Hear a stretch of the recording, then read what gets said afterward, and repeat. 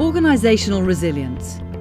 The ability of an organization to anticipate, prepare for, respond, and adapt to incremental change and sudden disruptions in order to survive and prosper. As a chief executive of a company myself, I think about not just the short-term but the long-term prospects of a business.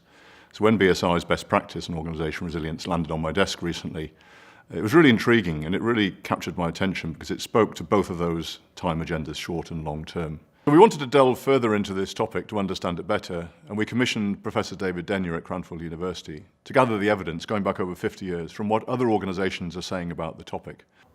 The report identifies that the thinking on organisational resilience has evolved over 5 distinct phases. The first phase was very much about stopping bad things happening. It was about preventative control. It was about having systems and processes in place. That then moved on to an agenda which was very much about having people who were alert, attentive, careful, mindful of what they were doing in order to avoid, trap and mitigate problems. The next phase of organisational resilience thinking was very much about a progressive agenda. And there are 2 aspects to that. The first aspect is around performance optimization, which is about doing what the organisation does. So it's existing technologies, it's existing markets, existing processes, but doing that much better.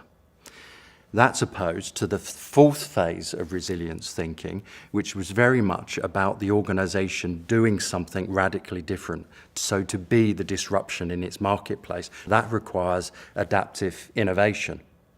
The 5th phase, which we're calling paradoxical thinking, is about blending the 4 former phases into a more holistic and blended fit-for-purpose approach for the particular context that that organisation faces. Within those 5 perspectives on organisational resilience, we find 2 core drivers and 2 core approaches that organisations can adopt. The first driver is a defensive agenda, which is about stopping bad things happening, as opposed to a progressive agenda, which is about making things happen in the organisation. In terms of approach, what we find is some organisations drive for resilience by trying to strive for consistency. That's opposed to a flexible agenda, which is having people that have a variety of different ideas, a variety of different beliefs and outlooks, and a variety of different behaviours and practices, which enables them to be much more agile. Now that creates 4 core quadrants.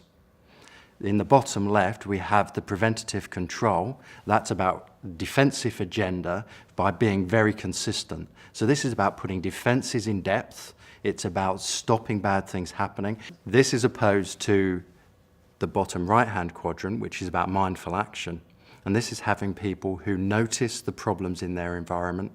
They're able to raise those concerns, and those concerns are listened to, and they're empowered to act, to take action, to stop the problem cascading and escalating through the system.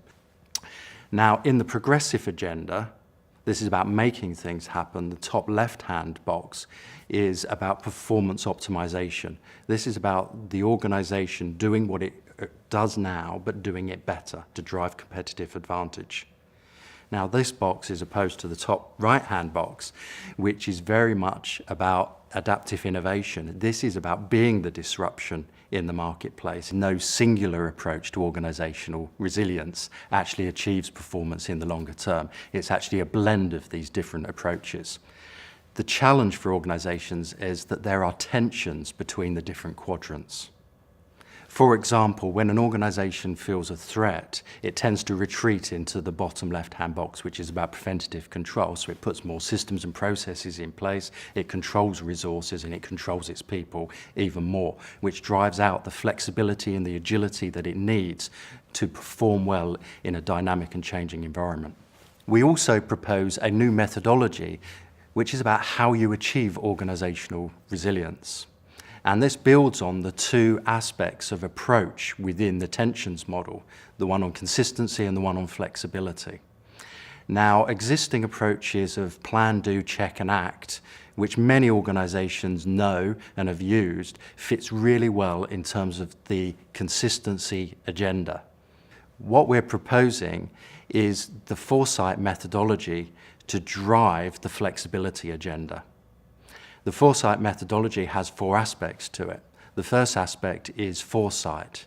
Foresight's about anticipating the threats and opportunities that your organization will face in the future.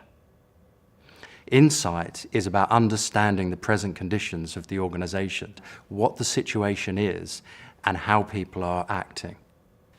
Oversight's about measuring and monitoring the system and having the checks and balances in place. And hindsight is about learning and learning from experience. The Foresight model is particularly useful for organizations that are operating in more volatile, uncertain, complex and ambiguous environments. Organizations need to be both consistent and flexible. That requires a blending of the plan, do, check, act methodology and the Foresight methodology. This really requires a shift of thinking from either or to both and that requires paradoxical thinking. The key finding of the report is that all organisations have an approach to organisational resilience that they think is effective. What this report identifies is that actually there are 4 completely contrasting and distinct approaches to organisational resilience, and that there's no one-size-fits-all. And actually, if you're preoccupied with one particular perspective on organisational resilience, that probably means there's some blind spots and some weaknesses that you're not identifying. I've gained valuable personal insights into this topic from reading Professor Denier's report, and I'd encourage everyone to read the full report to truly understand, for any organisation, the benefits that organisational resilience can build for them, not just today, but in the future.